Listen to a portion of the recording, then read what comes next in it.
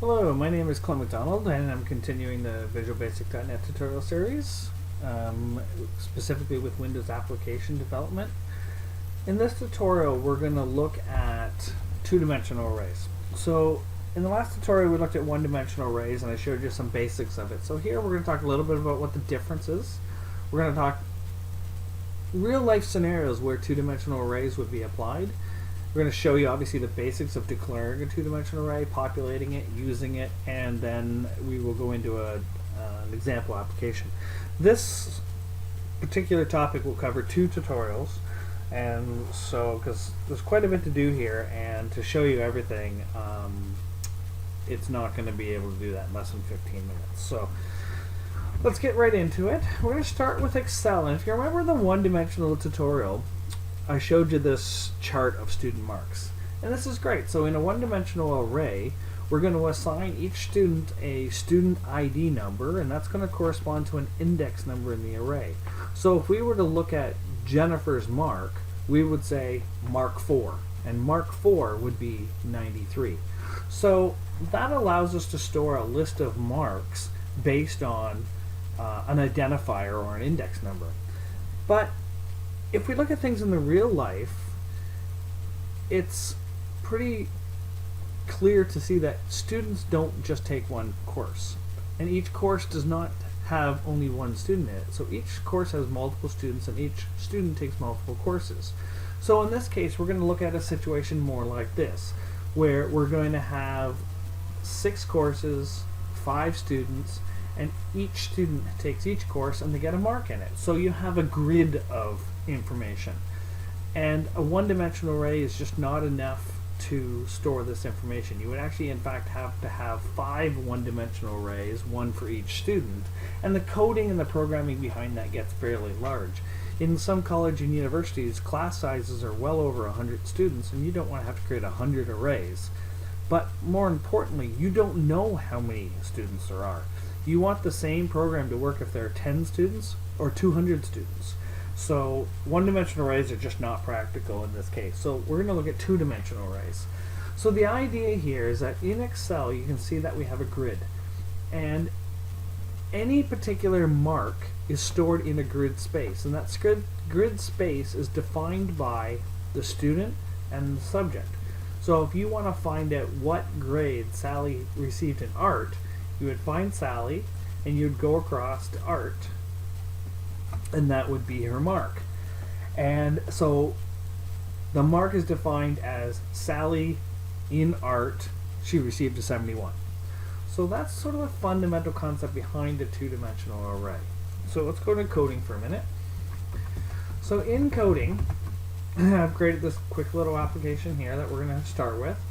And the idea here is we're going to look at two-dimensional arrays. So first thing we're going to do is we're going to look at defining your basic two-dimensional array. So two-dimensional arrays are similar to one-dimensional arrays in the way you declare them, rather, except though you put a comma in the middle so that you can have multiple dimensions.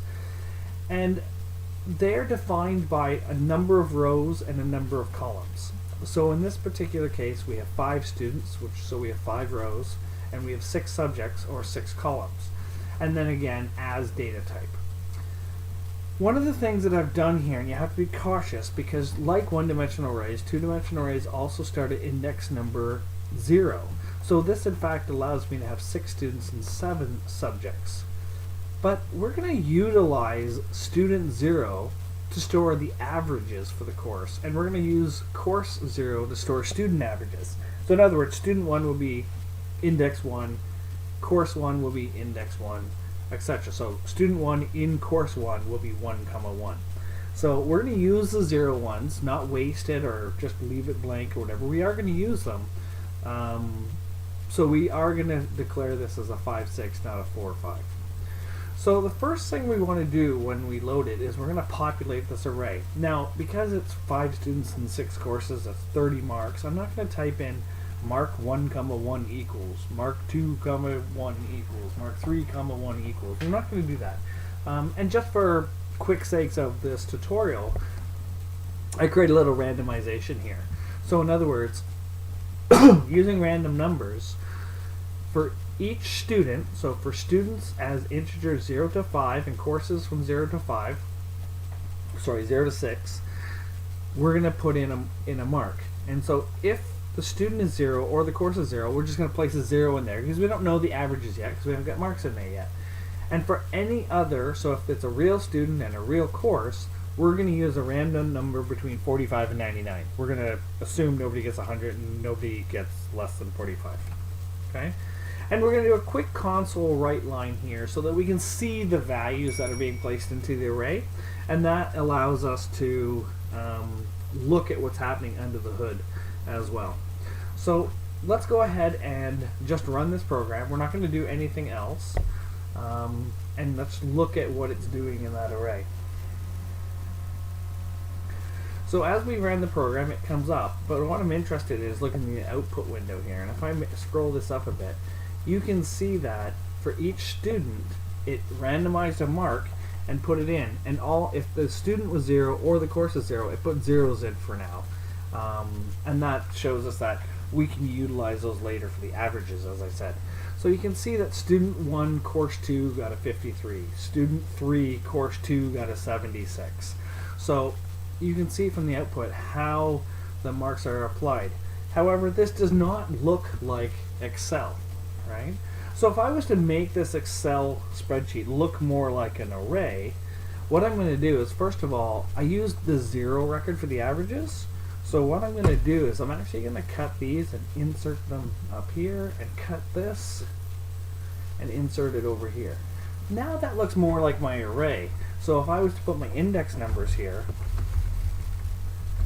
I could define my array by these index numbers and say that mark 4, 4 is Mohammed taking art and he got a 69. So that's sort of the general idea of what we're doing here. So if we go back to our coding here, I'll close this up, show you a little bit more in the code itself. Skip through. And so the next thing I did is I said, okay, let's go ahead and calculate the averages. So what we have to do is we actually have to iterate through the array, add up the numbers, and divide by how many there are. So a little bit of manipulation here, but it's good example to work with arrays. So we want to find the student average marks first. So that means we're going to use course 0. So since our array is defined as student course, we're going to make the second element a 0 here. So if we iterate for each student 1 to 5, we set the student total to be 0. So for each student, we're going to iterate through all the courses that that student had and add up the marks. Now we started at 1, so we're not going to add up the total, just the courses they actually had. Once we've gone through all the courses, we've got a total of all their marks for the courses, so we can set the 0 course for that student to be the total divided by 6, which is the average. And then we have to do the same thing again for the average marks, where instead of doing course on the outside, student on the outside and course on the inside, we're doing course on the outside, student on the inside, using course total to be 0. So for each course, we're going to iterate through all the students and add them up, and then take the course total and divide it by the number of students, which will give us the average mark in each course. Alright, so I know that's a lot really quickly, but you can pause the video, take a look at it, listen again, those kind of things. So that's great, we get that information. So the last thing I want to do here is I want to show you that even though we're in a two-dimensional array, you don't always have to work in a box. You can work in columns or rows or whatnot. So the example that I have here is I've got a simple list box, and these are just labels listing the subjects in order, so the mark will be beside the subject line. Is a student numeric up down. So we're going to choose a number in the student numeric up down, and it's going to go ahead immediately into the array, find that student, and then display its 6 marks. Calculate the average. Actually, it doesn't calculate the average, we already did, so it actually just displays the 0 student record. So if we go in there and we look at this, I have a numeric up down value change thing.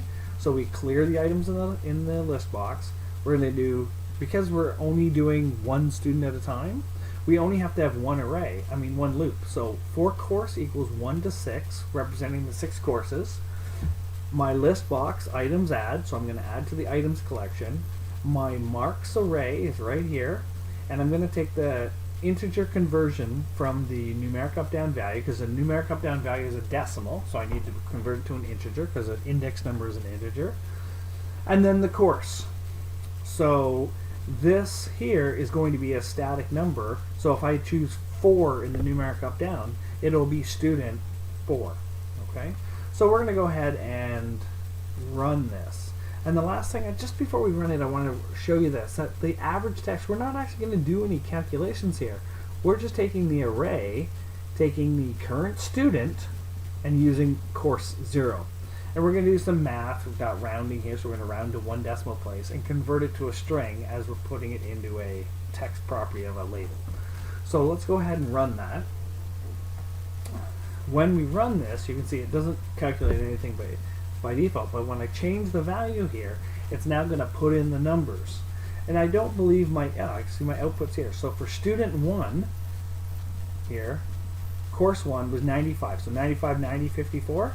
If we go to the application, okay, we go to the application, you can see that 95, 54, or sorry, 95, 90, 54, etc.